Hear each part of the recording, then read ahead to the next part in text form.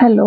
आज का टॉपिक है characteristics of the living human organism. तो क्या कैरेक्टरिस्टिक्स होती हैं लिविंग ह्यूमन ऑर्गेनिजम्स की, वो कौन से बेसिक लाइफ प्रोसेसेस होते हैं ह्यूमन बॉडी में। सो ऑब्जेक्टिव्स हैं define the important life processes of the human body. Let's start with the basic life processes. Certain processes distinguish organisms or living things from non-living things.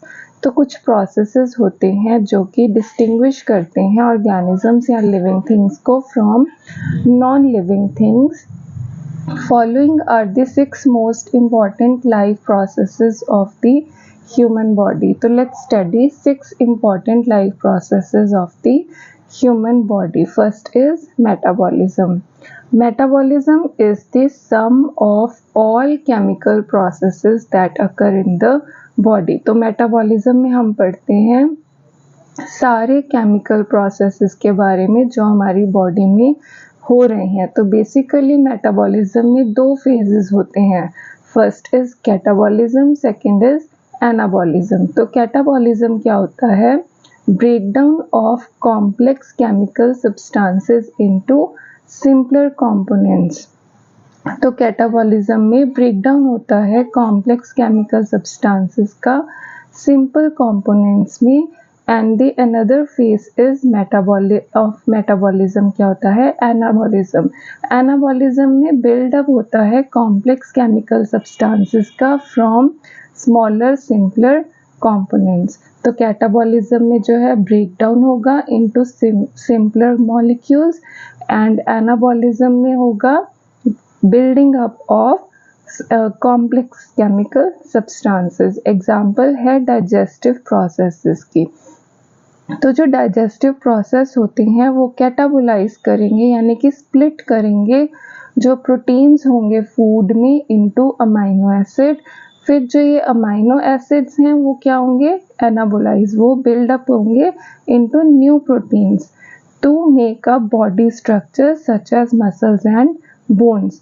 तो digestive processes क्या करेंगे? Catabolize करेंगे और breakdown हो जाएंगे into amino acids. यही amino acids जो हैं वो एनाबोलाइज होंगे, बिल्डअप होंगे इनटू न्यू प्रोटीन्स जो हमारी बॉडी स्ट्रक्चर्स बनाते हैं जैसे कि muscles and bones.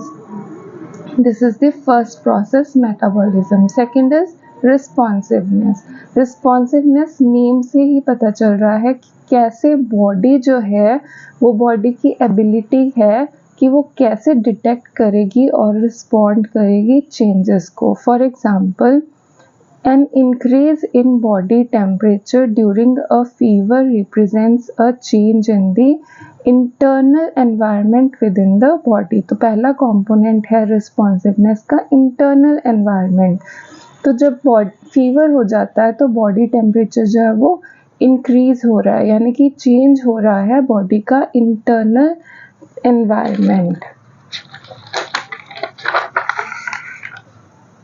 Turning your head toward the sound of squealing brakes is a response to a change in external environment. Responsiveness का second element है external environment.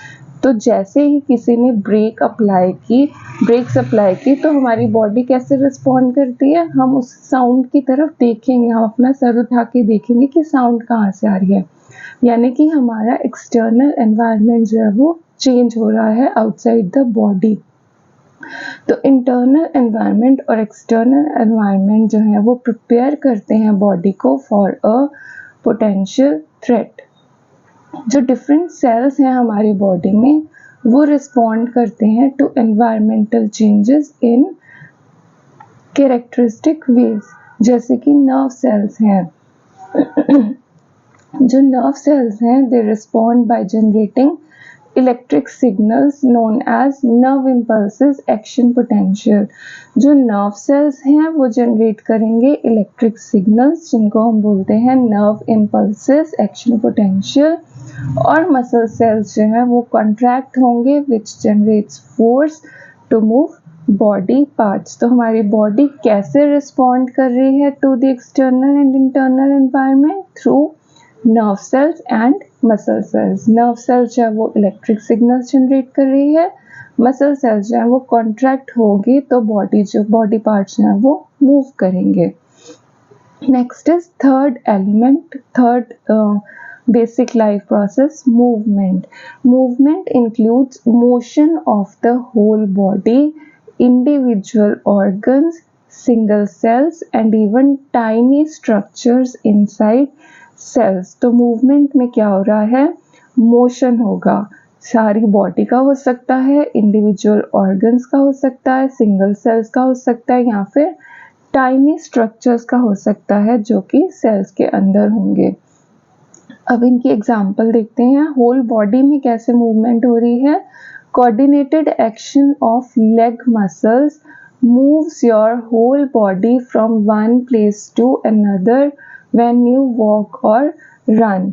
तो जब आप मूव कर रहे हैं तो आपकी क्या हो रहा है, लेग मसल्स जो हैं वो मूव करेंगी तो आप एक जगह से दूसरी जगह पे जा सकते हैं व्हेन यू वॉक और रन। तो this is movement of whole body, leg muscles जो हैं वो मूव कर रही हैं सारी बॉडी को। Next is individual organs. तो इंडिविजुअल ऑर्गन्स में कैसे हो रहा है, after you eat a meal that contains fats, your gallbladder contracts and releases bile into the gastrointestinal tract to help digest them.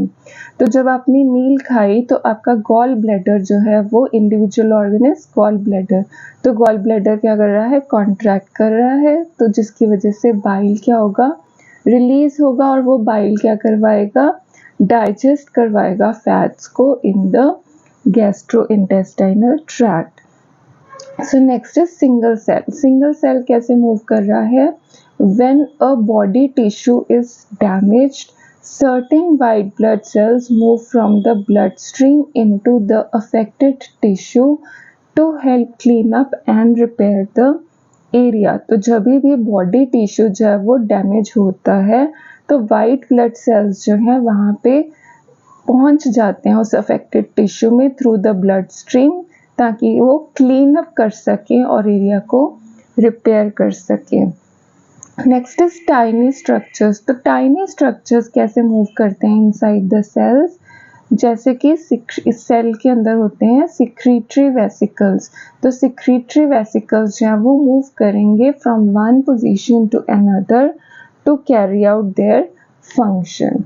Next is growth. Growth क्या basic life process है, is an increase in body size that results from increase in the size of existing cells and increase in the number of cells or both. Growth का मतलब है growth होगी, कौन सी growth होगी, body size increase कर जाएगा। वो क्यों इंक्रीज करेगा, या तो इंक्रीज हो रहे हैं एग्जिस्टिंग सेल्स का साइज इंक्रीज हो रहा है या फिर जो नंबर ऑफ सेल्स हैं वो इंक्रीज हो रहे हैं। इन एडिशन कई बारी टिश्यू जो है उसका साइज भी इंक्रीज कर जाता है because the amount of material between cells increases. तो अगर सेल्स के अंदर मटेरियल इंक्रीज होगा तो टिश्यू का साइज भी इंक्रीज कर सकता है। तो आपके सेल एग्जिस्टिंग सेल्स का साइज इंक्रीज हो सकता है, नंबर ऑफ सेल्स इंक्रीज हो सकते हैं और टिश्यू का साइज जो है वो भी इंक्रीज हो सकता है। अब एग्जाम्पल है, in a growing bone for example mineral deposits accumulate between bone cells causing the bone to grow in length and width. तो जैसे ग्रोइंग बोन होती है तो उसमें क्या हो जाता है, मिनरल डिपॉजिट्स होते हैं इन द बोन सेल्स। तो जब मिनरल डिपॉजिट्स होंगे तो उसकी वजह से बोन जो है वो ग्रो करेगी in length and width. Next body basic life process is differentiation. तो डिफरेंशिएशन क्या हो रही है, development of a cell from an unspecialised to a specialised state. तो हमारी बॉडी में जो डेवलपमेंट होती है सेल की, पहले सेल का अनस्पेशलाइज्ड स्टेट होता है, उसके बाद स्पेशलाइज्ड स्टेट में आता है सेल। वो कैसे होता है, precursor cells which can divide and give rise to cells that undergo differentiation are known as stem cells. तो जो प्रिकर्सर सेल्स होते हैं वो क्या करेंगे, डिवाइड करेंगे and they give rise to cells. तो वो सेल्स जो हैं they undergo differentiation, they are known as stem cells. Each type of cell in the body has a specialized structure or function that differs from that of its precursor ancestor cells. तो जो precursor cells हैं यानी कि जो stem cells हैं, उनसे जो हमारी बॉडी में सेल्स बनेंगे उनका क्या होगा, एक स्पेशलाइज्ड स्ट्रक्चर या फंक्शन होगा जो कि स्टेम सेल से डिफरेंट होगा। For example, red blood cells and several types of white blood cells arise from the same unspecialized precursor cells in red bone marrow. तो जैसे हमारी बॉडी में होते हैं रेड ब्लड सेल्स और वाइट ब्लड सेल्स, ये दोनों सेल्स जो होते हैं एक ही अनस्पेशलाइज्ड प्रिकर्सर सेल से ये दोनों आए हैं जो कि हमारे रेड बोन मैरो में प्रेजेंट होता है। ऑल्सो थ्रू डिफ्रेंसिएशन, डिफ्रेंसिएशन से एक तो हमारी बॉडी में सेल्स बन रहे हैं, दूसरी डेवलपमेंट होगी। कैसे? A single fertilised human egg ovum जो है वो डेवलप होता है into an embryo and then into a foetus, an infant, a child and finally an adult. तो डिफ्रेंसिएशन से एक सिंगल फर्टिलाइज्ड ह्यूमन एग जो है वो develop होगा into an embryo, fetus, infant, child and an adult. Next and last basic life process is reproduction. Reproduction refers to the या तो formation होगी of new cells for tissue growth, repair or replacement, or the production of new individual. तो या तो new sales बन जाते हैं tissue growth के लिए, रिपेयर या रिप्लेसमेंट के लिए, या फिर एक न्यू इंडिविजुअल बनता है। जो न्यू सेल्स बनते हैं they form through cell division, और जो न्यू इंडिविजुअल बनता है that is through the fertilisation of ovum by a sperm cell. तो जब फर्टिलाइजेशन होगी ओवम की स्पर्म सेल के थ्रू तो जाइगोट बनेगा और उसमें क्या होंगी, सेल डिविजन्स एंड डिफरेंशिएशन।